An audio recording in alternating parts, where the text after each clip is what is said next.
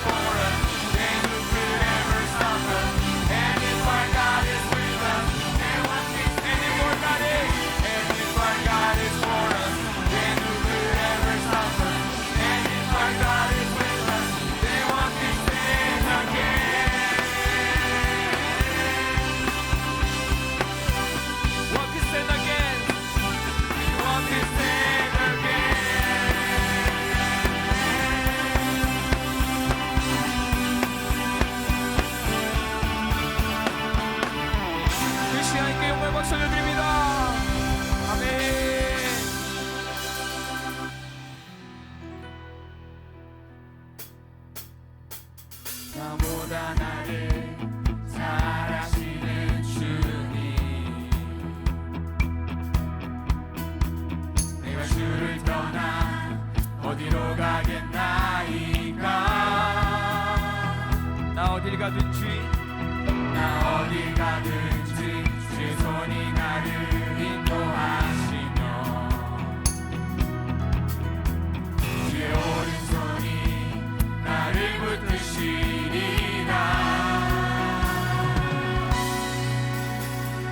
나를 창세 전부터 계획하시고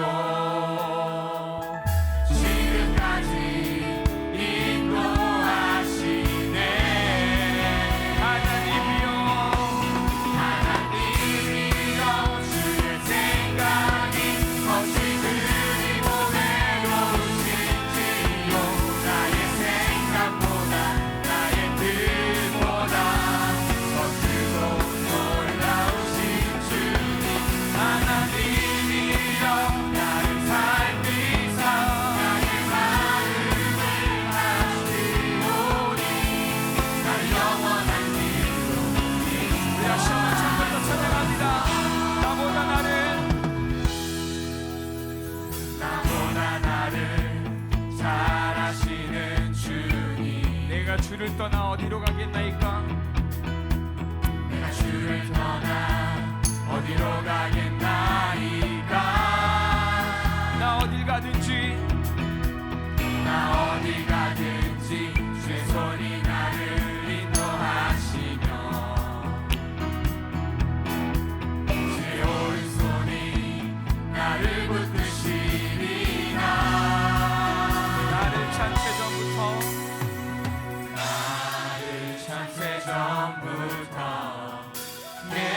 계획하시고 지금까지 인도하시네. 아멘. 하나님이여 주의 생각이 어찌 그리 보배로우신지요. 나의 생각보다 나의 뜻보다 더 크고 놀라우신 주님.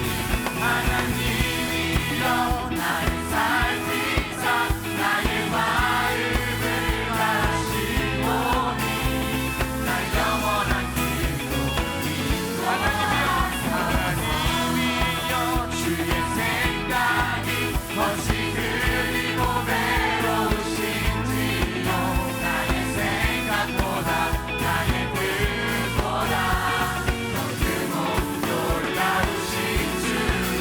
하나님이여 나를 살피사 나의 마음을 하시오니 날 영원한 길로 인도하소서.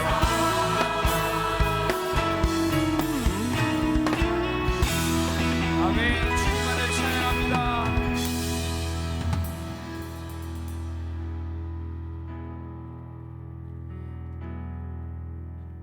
나의 죄를 씻기는 예수의 피밖에 없네. 다시 정케 하기도 예수의 피밖에 없네. 예수의 흘린 피 예수의 흘린 피 나에게 하오니 귀하고 귀하다. 예수의 피밖에 없네.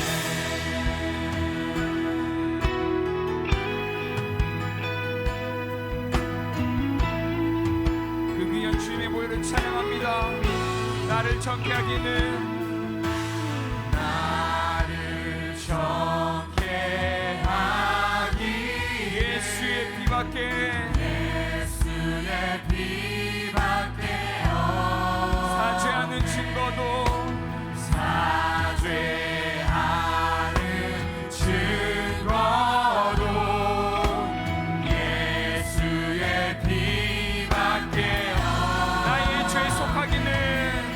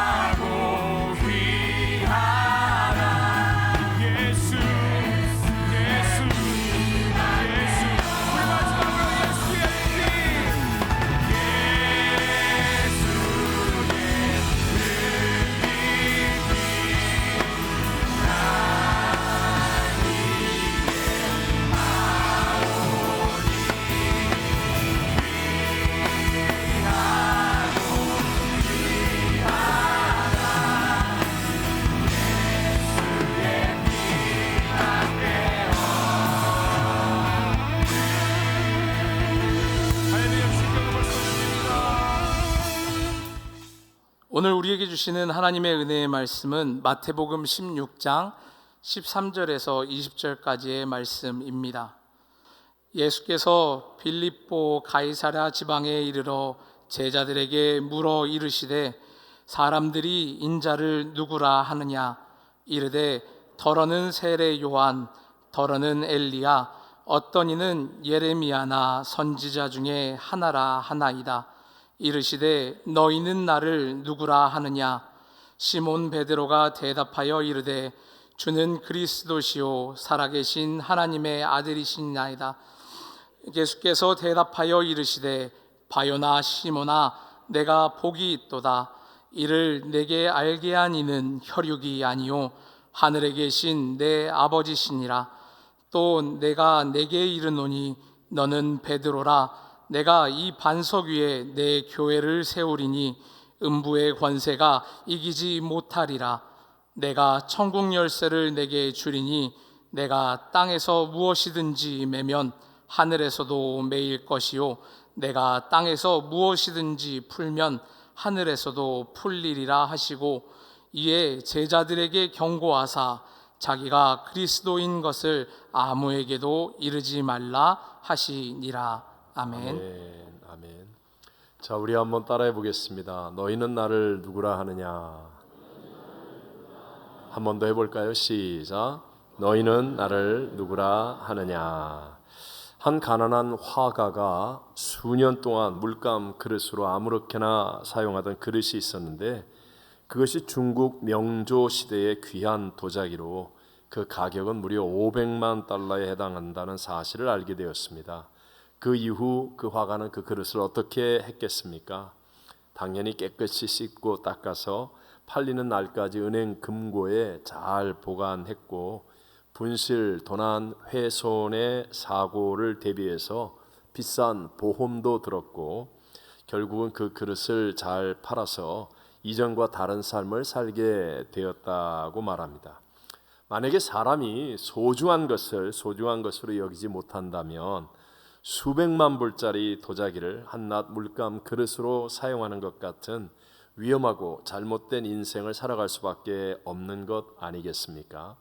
오늘 우리가 함께 읽었던 성경 본문을 보면요, 예수님이 제자들에게 두 번의 질문을 하십니다.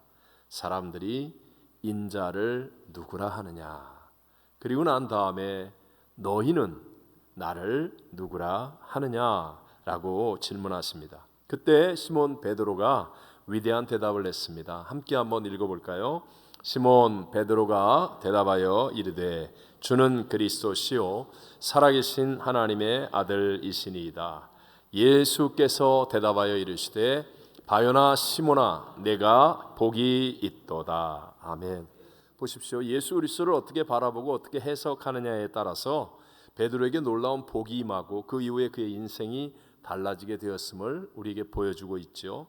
베드로가 주는 그리스도시요 살아계신 하나님의 아들이시니이다 라고 예수님을 올바르게 바라보고 해석하는 거예요. 그러니까 주님께서는 그 믿음 위에 주님의 교회를 세우시고 음부의 권세가 이기지 못하게 하셨습니다. 또 천국 열쇠를 주시면서 기도에 응답하시는 역사를 누리는 어마어마한 복을 말씀하고 계시는 거예요. 자, 반대 이야기도 나오는데요. 마태복음 19장에는 청년인데 부자라고 하고 똑같은 사람을 누가복음 18장에서는 관원이라고 하니까 아마 오늘날로 얘기한다면 고시 패스를 한 것과 같은 아주 똑똑한 청년일 것입니다.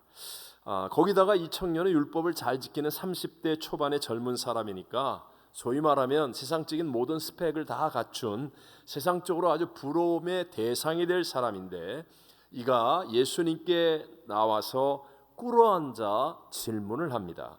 선한 선생님이여 내가 무엇을 하여야 영생을 얻으리까? 라고 질문하는 거예요. 그러면서 또 얘기하기를 자기는 어려서부터 계명을 다 지켰다고 말합니다. 그러니까 한마디로 얘기하면 이 사람은 겉으로 보기에는 전혀 문제가 없는 사람인 것처럼 보이죠. 그러나 그의 내면은 하나님이 아닌 세상 또는 물질에 묶여 있는 사람이었습니다. 그러자 예수님께서 뭐라고 말씀하십니까? 우리 함께 누가복음 18장 22절 23절을 같이 읽어봅니다. 예수께서 이 말을 들으시고 이르시되 내게 아직도 한 가지 부족한 것이 있으니 내게 있는 것을 다 팔아 가난한 자들에게 나눠 주라.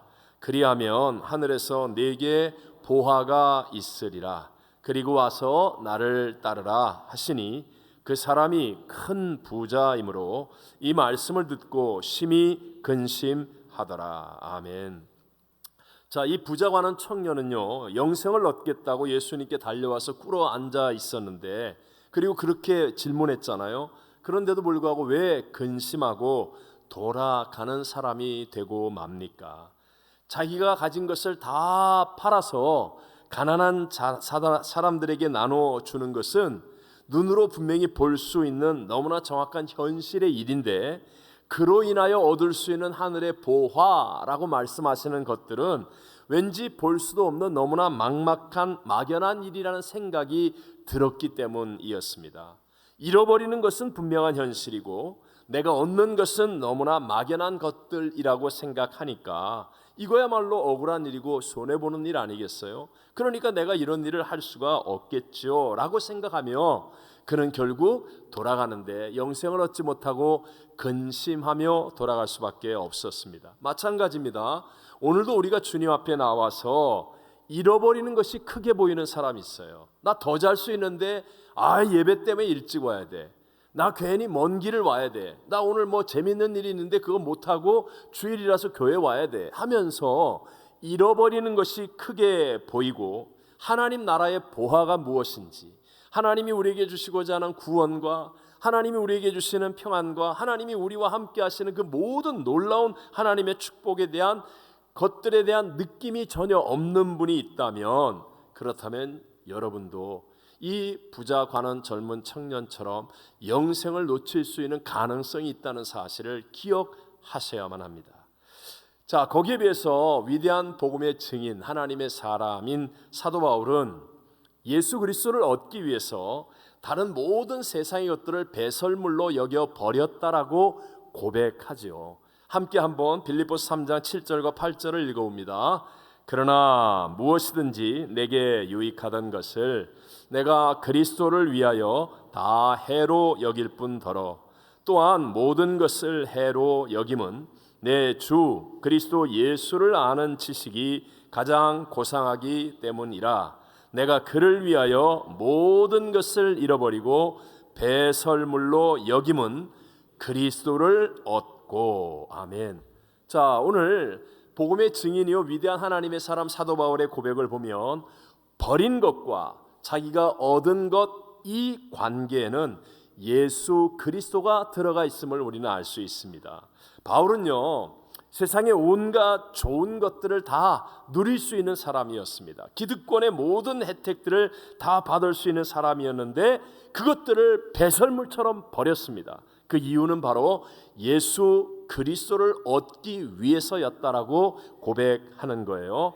자, 사도 바울이 배설물처럼 버릴 수 있었던 세상 것들, 우리가 바라는 성공, 출세, 명예, 권력, 물질, 이건 너무나 분명한 현실의 것들 아닙니까? 그런데 그가 얻는 예수 그리스도가 만약에 막연한 분이라고 한다면 이것이야말로 억울한 일이고 손해보는 일을 하는 것 아니겠습니까? 하지만 사도 바울은 바보가 아닙니다. 사도 바울은 탁월한 사람이며 뛰어난 사람입니다. 사도 바울은요 자기가 버린 것과 그리고 자기가 얻게 되는 예수 그리스도를 계산했을 때 오히려 수지 맞았다라고 확신 있게 담대하게 고백하는 것이에요. 자, 오늘 이것이 우리에게 배워야 할 점이죠. 예수 그리스도를 어떻게 바라보고 예수 그리스도를 어떻게 해석하느냐에 따라 인생의 모든 결말들이 달라진다는 사실을 우리에게 말씀하고 있습니다. 사도 위대한 인생의 결말을 가져온 인생의 역전승의 최고의 증인이라고 말할 수 있는 사도 바울, 그 바울이 믿고 고백하는 예수 그리스도는 정말 놀라운 하나님이셨습니다. 예수님이 길과 진리와 생명으로 우리를 구원하기 위해 이 땅에 오신 구세주이시고 만왕의 왕, 만주의 주, 만물의 충만의 충만이십니다. 그 예수 그리스도가 바울과 동행하는 주님이심을 바울은 체험했기 때문에 바울 자신이 배설물처럼 모든 것을 버린다 할지라도 예수 그리스도를 얻는 것은 절대로 손해보는 것이 아니라 최고의 유익이요 엄청난 수지 맞는 일이라는 것을 확실하게 깨달을 수 있는 사람이 되었다는 것입니다. 지금도 예수 그리스도는 살아계셔서 어제나 오늘이나 영원토록 동일하신 인생의 유일한 해답으로 지금 우리 가운데 찾아와 계십니다.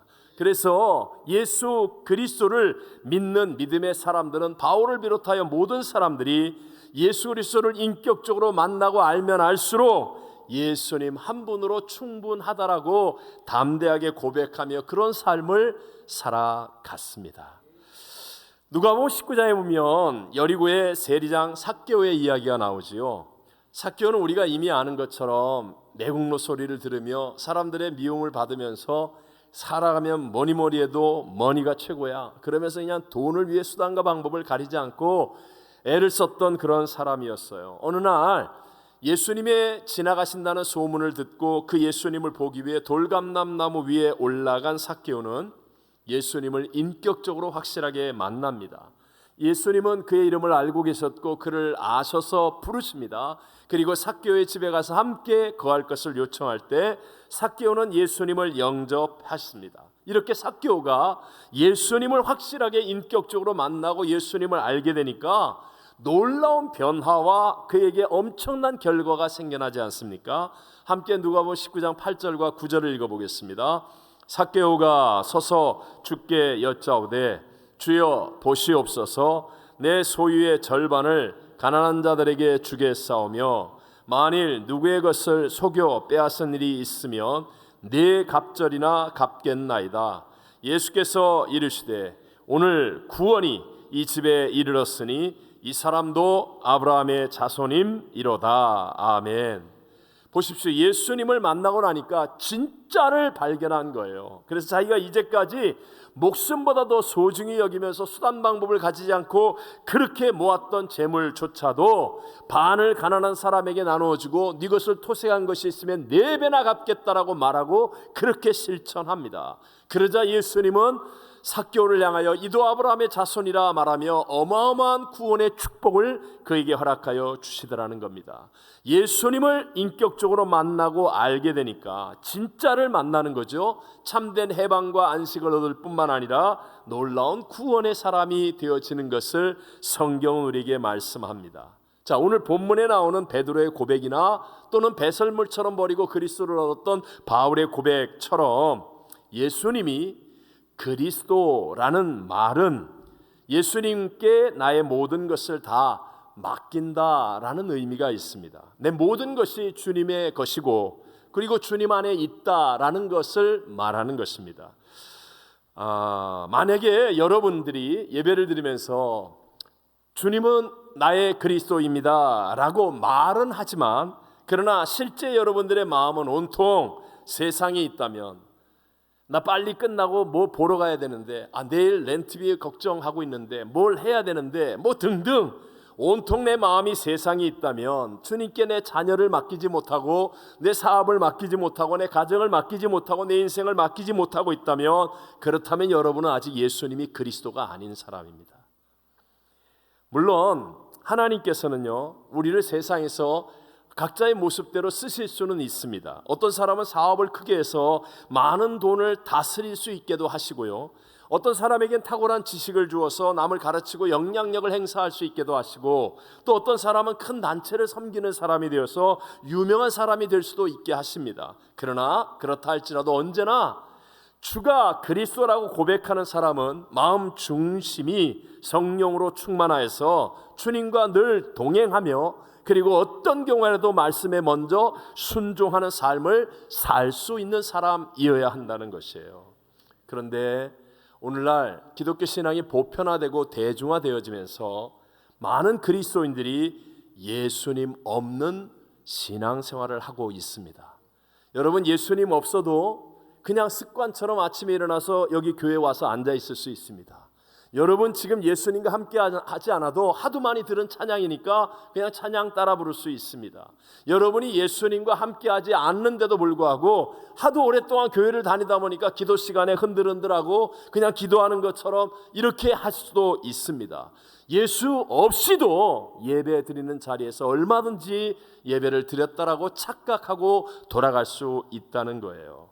또 많은 교회가 예수님이 안 계신 것처럼 사람들이 주인이 되어서 자기들 소견에 좋은 대로 하고 있습니다. 실상은 예수님이 안 계신 것이 아니라 깨닫지 못해서 그런 것인데 어쨌든 예수 그리스도와 함께하지 못할 수 있다라는 사실만은 분명하다는 거예요. 자, 이걸 우리 꼭 확인해야 되겠죠.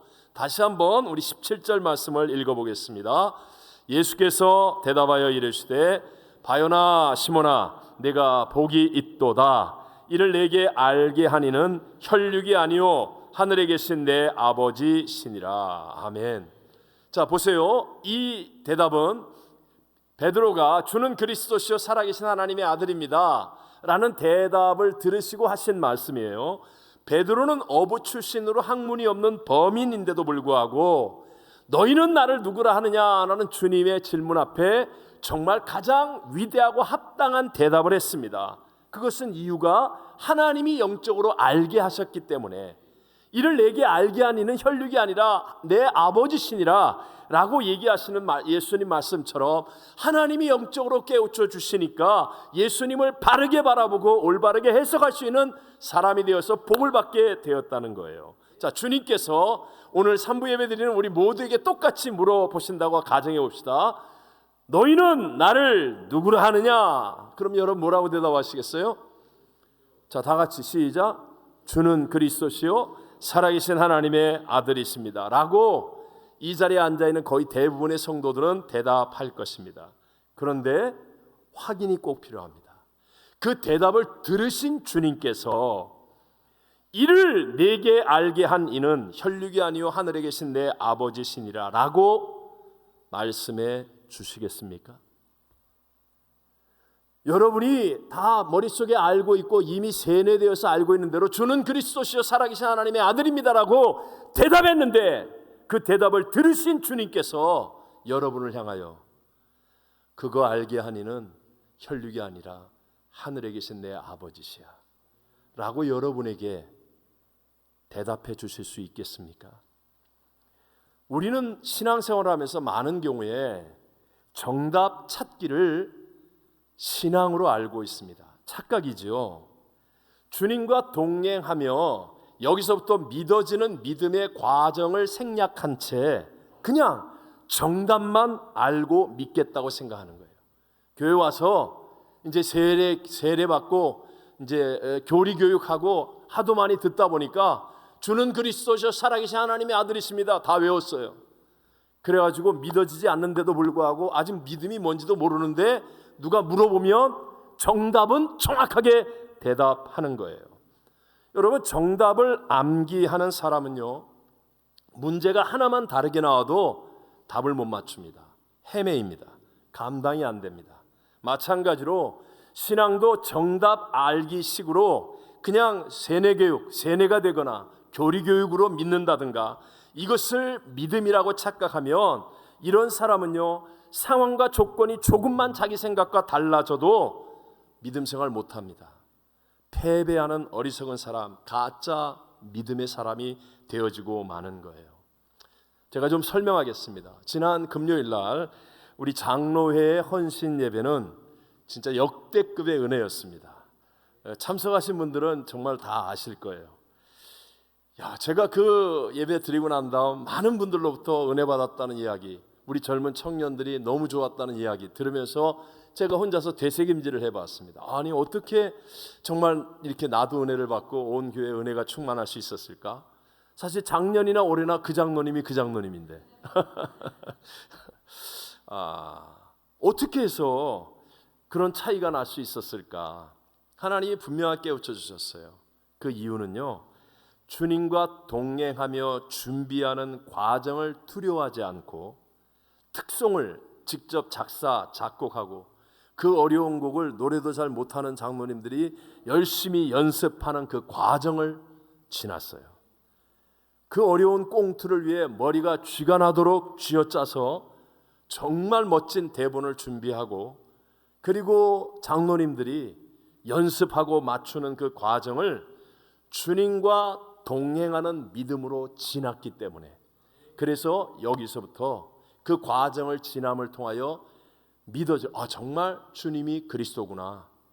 진짜 우리가 해보니까 안 될 줄 알았는데 못할 줄 알았는데 하니까 우리가 이렇게 서로 위로하고 서로 격려하고 서로 복돋아주고 정말 이렇게 아름다운 결말을 맺는 정말 주님은 살아계신 하나님이시야 라고 정말로 고백하는 참 믿음이 될 수 있었다는 거예요.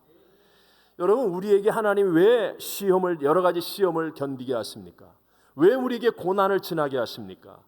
그것은 그 과정을 통하여 그 고난의 과정을 통하여 정말 주님이 그리스도시네. 정말 주님이 나와 함께 하시는 살아계신 하나님의 아들이시네. 이게 고난을 통과하고 여러 가지 시험을 지나가는 과정을 통하여 내게 깨달아지는 거예요. 체험되어지는 거예요. 이런 사람이 주는 그리스도시요 살아계신 하나님의 아들이십니다라고 할 때 놀라운 하나님의 복이 임하고 역사가 임하는 줄로 믿습니다. 그런데 이 과정을 안 지나고 해답만 알아, 정답만. 정답만 알고 요리 빠지고 저리 빠지고 자기 생각 속에 자기 편한 대로 이렇게 신앙생활하면 정답은 말하고 있지만 그러나 과정을 지나지 않은, 그래서 이를 내게 알게 한 이는 혈육이 아니라 내 아버지시니라라는 주님의 응답을 받을 수가 없다는 거예요. 자, 그럼 어떻게 하면 믿음의 과정을 지날 수 있습니까? 사실 믿음의 과정을 지나려면 때로는 원하지 않는 일을 해야 되고, 갑자기 올해 회장하라고 그러고, 갑자기 특별한 일이 있으니까 와서 봉사하자고 그러고, 뭐 하자고 그러고, 아우 나 그거 못해요, 나 지금 시간 없어요, 나 힘들어요. 이게 우리의 현실과의 갈등 아닙니까? 근데 이런 현실 속에서 난 정말 너무 피곤한데, 나 너무 시간이 없는데, 나 너무 바쁜데, 그런데 시험도 다가오고 해야 되는 일도 있고 숙제도 해야 되고 암송도 해야 되고, 그런데 이것을 과정을 지나야 내 안에 믿어지는 믿음이 생기는데, 이 과정을 지날 수 있게 해 주시는 분이 바로 우리 곁에서 나를 돕는 보혜사 성령님이시라는 거예요. 하나님은 우리에게 그냥 하라고 말하는 게 아니라 우리에게 보혜사 성령님을 보내어 주시고 우리가 할 수 있도록, 과정을 지날 수 있도록 우리를 친히 인도하시고 동행하여 주신다는 거예요. 그래서 예수님께서는 이제 승천하여 완전히 떠나실 때 남아있는 제자들과 성도들에게 다른 말씀, 다른 부탁 하나도 하지 아니하시고 오직 성령을 기다려라, 성령으로 충만해라, 이 한 가지만 말씀하시는 거예요. 고린도서 12장 3절에도 말씀하죠. 누구든지 성령으로 하지 아니하고는 예수를 주시라 시인할 수 없다라고 말씀하고 있습니다. 성령님은 지금 우리 모두와 함께하고 계신 줄로 믿습니다. 중요한 건 하나님 쪽에 문제가 없습니다. 예수님이 마치 구원의 사역을 십자가에서 다 이루었다 하시며 다 값없는 은혜로 우리에게 베풀어 주셨어요. 마찬가지로 성령을 우리에게 보내어 주셔서 우리로 하여금 믿음의 과정을 지날 수 있도록 우리 하나님은 다 예배해 놓았어요. 이제 문제는 내 쪽에 있습니다. 내가 그 성령님과 함께 할 수 있는 사람이 되어져야 되는데 어떻게 해야 됩니까? 그 하나님의 약속의 말씀, 성령이 나와 함께 하신다는 그 말씀에 대하여 사모함의 열정을 가져야 한다는 거예요. 그렇습니다. 나도 성령님과 함께해서 이 믿음의 과정을 올바르게 지나며 주님과 동행하는 참된 믿음이 내게 있기를 원합니다 하는 열정, 사모함의 열정이 있어야 된다는 거예요. 여러분, 왜 지난주에 슈퍼볼 같은 운동 경기 큰 할 때 좋아하는 팀을 응원하는 거 너무너무 자연스럽잖아요. 막 뜨거운 열기가 막 저절로 막 나타나는 거 우리 함께 보고 느낄 수 있지 않습니까? 그래서 막 함께 뜨거운 열기로 응원할 때 그냥 하나가 되는 거예요. 하나가. 그 팀과 뛰는 선수와 응원하는 사람들이 다 하나가 되는 것과 같아요. 영적으로도 마찬가지라니까요. 성령은 이미 우리에게 보내져 있습니다. 성령 하나님 우리 가운데 계십니다. 근데 우리가 그 하나님의 약속의 말씀을 믿는 믿음의 열정으로 같이 성령과 함께 하겠습니다라는 그 열정, 패션이 있어야 돼요. 그러면 그 성령님과 내가 하나가 되어지는 놀라운 일들을 반드시 경험하게 될 줄로 믿습니다. 예수님이 하신 말씀입니다. 누가복음 12장 49절과 50절 말씀을 같이 읽어보겠습니다. 내가 불을 땅에 던지러 왔노니 이 불이 이미 붙었으면 내가 무엇을 원하리요? 나는 받을 세례가 있으니 그것이 이루어지기까지 나의 답답함이 어떠하겠느냐. 아멘. 이게 무슨 말이에요? 예수님의 소원이 뭐냐? 믿는 사람들의 영혼이 불이 좀 붙어야 된다. 불이 붙어 있는 것 같이 좀 뜨거워야 한다. 이게 소원이라는 거예요. 그렇지 못하여서 성령으로 충만하지 못한 것을 우리 주님은 너무나 답답해하고 계시다라는 말씀이라는 겁니다. 여러분, 우리의 육체도 말입니다. 감기가 올 때 왜 몸에 막 불덩이처럼 뜨거워지는 것, 그것은 병원균을 이기려고 면역력을 높이기 위한 몸의 나의 육체의 자연적인 반응 아닙니까? 일본에서의 연구에 따르면 암을 비롯한 각종 성인병 또는 아토피 환자들은 거의 예외 없이 체온이 섭씨로 36도를 넘지 못한다고 합니다. 체온이 낮은 거예요. 만약에 체온이 35도가 이하가 되면 우리 인체는 심각한 질병 앞에 놓여지게 됩니다. 또 물에 빠졌다가 구조된 사람이 죽느냐 사느냐, 그때 상태의 체온이 34도입니다. 체온이 30도 이하가 되면 의식을 잃게 되고 27도가 되면 숨을 멈추게 되어 있습니다. 그래서 사람은 붉게 붉게 태어나서 하얗게 죽는다라고 말하잖아요. 어리고 건강한 사람일수록 몸이 붉고 뜨거워요. 그런데 여러분, 아무리 사람 몸이라 할지라도 죽은 시신은 차갑습니다. 싸늘합니다. 성령의 불이 붙는 그 뜨거움, 그게 오늘 주님이 원하시는 거예요. 성령은 이미 보내져 있습니다. 그 성령과 함께 할 수 있는 사람은 하나님의 약속의 말씀을 믿는 믿음의 열정, 이 가슴 속에 뜨거움을 가지고 있어야 돼요. 그 뜨거움에 어떻게 나타납니까? 막 예배 때 막 뜨거워서 막 소리 지르고 방방 뛰는 사람이겠습니까? 뭐 뜨거워서 뜨거워 그게 아니고요. 이 성령의 하나님의 약속에 대한 불붙는 열정, 뜨거움은 반드시 기도로 나타나게 돼 있어요. 무엇으로 나타난다고요? 기도로. 내가 정말 영적인 뜨거움을 가지고 있는 사람인가 아닌가, 하나님의 약속을 믿는 믿음의 열정이 내 안에 있느냐 없느냐, 그 증거는 반드시입니다. 반드시 기도로 나타나게 돼 있어요. 아무리 나는 에너제틱한 사람이고 원래 성품이 뜨거운 사람이고 그래도 기도할 때 졸고 앉아 있으면 영적으로는 전혀 뜨거운 사람이 아니라는 거예요. 근데 아무리 차가운 사람이라 할지라도 하나님의 말씀에 대한, 약속에 대한 간절한 사모함이 있는 사람은 기도할 때 이 뜨거움이 반드시 나타나게 된다는 거예요. 저 자신도 사실 기도가 뭔지도 몰랐던 학창 시절에 제가 여의도 순복음교회를 나가게 되면서 성령에 대한 말씀을 듣는데, 조윤기 목사님의 설교를 들을 때마다 성령님 인정합니다, 성령님 모셔드립니다, 성령님 환영합니다, 성령님 의지합니다, 막 아멘 아멘 아멘 막 그러는데요. 난 뭔지도 모르겠는데 저거에 뭐야, 나도 성령으로 충만해야 되겠어. 그리고 성경을 읽는데 성령의 역사에 대해서 눈에 띄기 시작하면서 이 가슴 속에 나도 성령의 충만함을 반드시 내가 체험하겠다라는 열정이 생기는 거예요. 그러니까 희한하게 기도 한번 안 해봤던 제가 철야 기도를 가더라니까요. 철야 기도를. 내가 철야 기도 가서 앉아서 졸고 있어요. 내가 왜 이러지? 이 가슴 속에 내가 하나님의 약속을 내가 반드시 누리겠다는 이 믿음이 생기니까 하루에 당시에 5끼 먹던 제가 금식기도원에 가서 기도하고 있더라니까요. 우리 저를 아는 가족들이 다 제가 미쳤다고 그랬어요. 이게 되더라니까요. 기도에 대한 뜨거움이 생기는 거예요. 예배 때마다 기도하는 시간이 짧아져요. 뜨거워지는 거예요. 나도 하나님의 약속을 내가 반드시 체험하고 누리겠다는 내 가슴 속에 열정이 나타나니까 그것이 기도로 표현되어지더라는 것입니다. 그리고 제가 그 기도를 통하여 제 인생이 송두리째 바뀌는 경험을 하게 되고, 그리고 간증할 수 있는 사람이 되더라는 것입니다.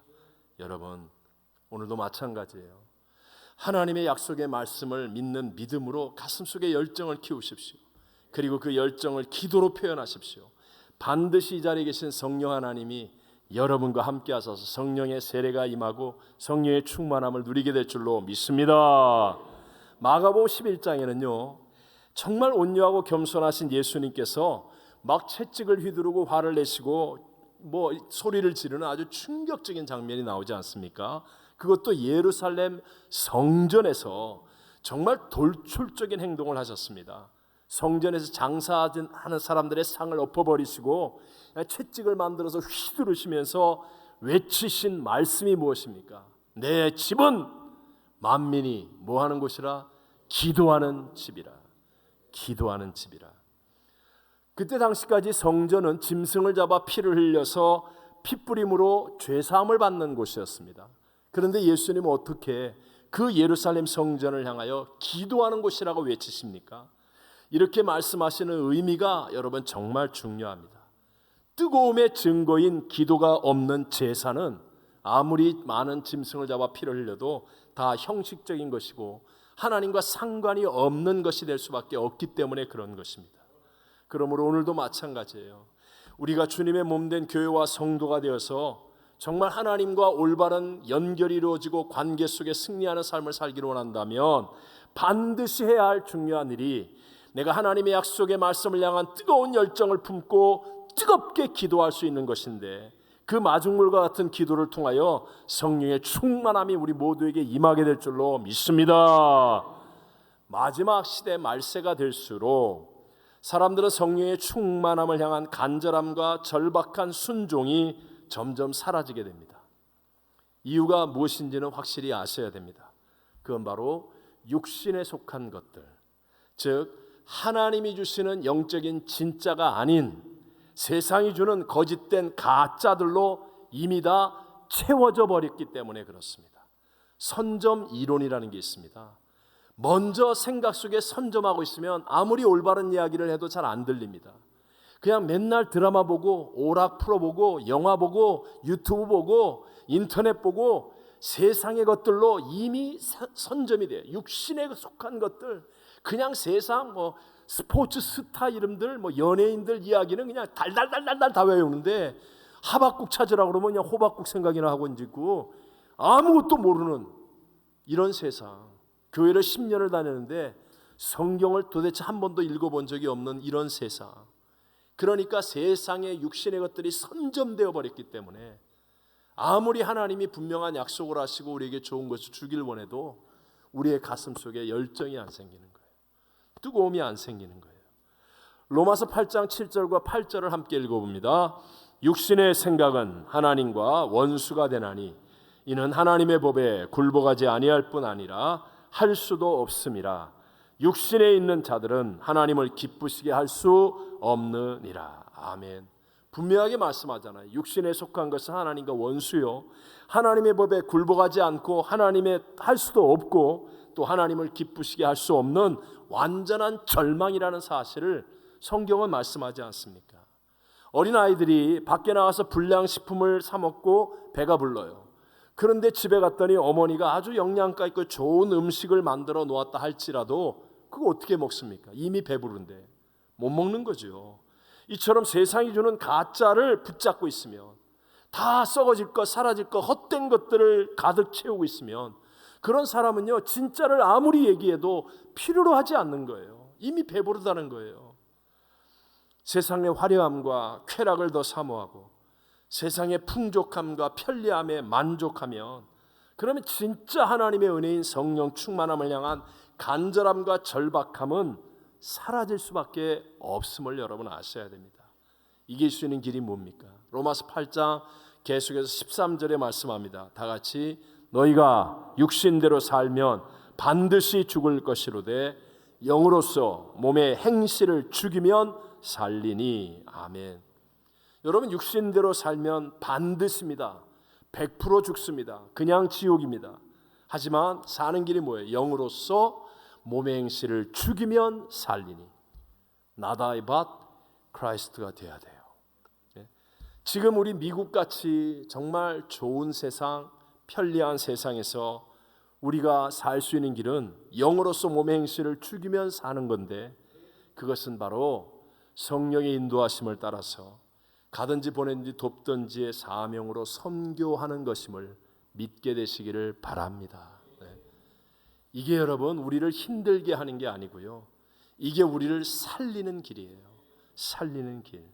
제가 이제까지 37년간 목회 사역하면서 확실하게 깨닫는 것, 예수를 믿으면 누구든지 영혼과 마음도 좋아지고요, 환경과 상황도 다 좋아지더라는 거예요. 나아지게 되어 있습니다. 정말 신앙생활로 복을 받는 사람들 정말 헤아릴 수 없이 많이 보아왔습니다. 그런데 좋아지고 나아지고 편안해져도 잘못되지 않고 끝까지 계속하여 승리하는 사람은 적습니다. 그 사람은 다 주님의 명령을 철저하게 순종하여 선교하는 사람들이더라는 거예요. 여러분, 정말 선교 우리를 힘들게 하고 우리를 우리의 것을 빼앗아가는, 내 것을 잃어버리는 것 아닙니다. 여러분, 해보신 분들은 다 알잖아요. 잃어버리는 게 아니라 더 많은 것을 얻게 되고 진짜를 발견하는 것이 되어짐을 믿는 자가 되시기를 바랍니다. 우리 산부 예배 나온 여러분, 지금 잘 살고 계시죠? 우리 열심히 이민 생활했고 나름대로 여러분의 분야와 삶 속에서 열심을 다해 최선을 다해 살고 계시겠지만, 그러나 이 질문은 해보셔야 됩니다. 내가 지금처럼 살다가 하나님 앞에 서게 되면 후회하지 않을까? 후회는 없을까? 이것만은 대답하셔야 됩니다. 저와 여러분이요, 잠깐입니다. 아주 잠깐 오면 우리 모두가 다 하나님 앞에 서게 될 것입니다. 그때 우리는 어떤 평가를 받을 것 같습니까? 지금 진짜를 발견해야 합니다.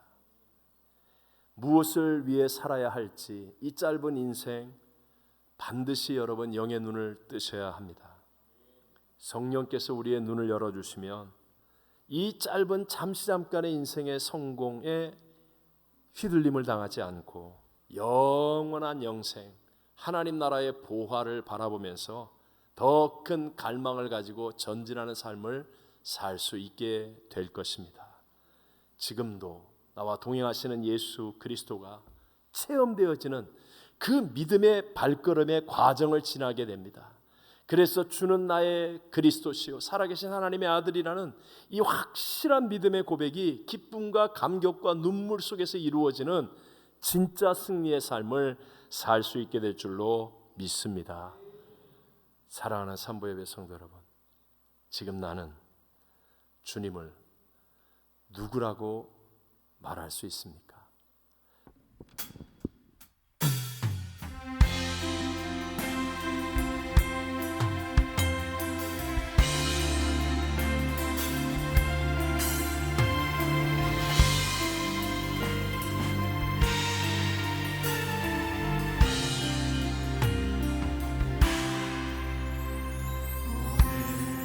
나는 죽고 예수로 살기 원하네. 모습 속에 예수님의 흔적이 보이기를 원하네. 나는 곧 사라지고 예수만 남길 원하네. 나를 위해 피 흘리신 십자가 모혈의 그 사랑이 나의 영혼에 그의 모혈이 나의 소리에 그의 사랑이 나의 손짓에 그의 영광이 영원토록 예수가 보이네. 우리 삶 속에서 예수가 보이네. 우리 모습 속에 예수로만 살려 몸을 잊히며 세상과 싸워나가는 우리 모습 속에 예수가 보이네. 우리 삶 속에서 예수가 보이네. 우리 모습 속에 예수로만 살려 몸을 잊히며 세상과 싸워나가는 우리 모습 속에 예수가 보이네.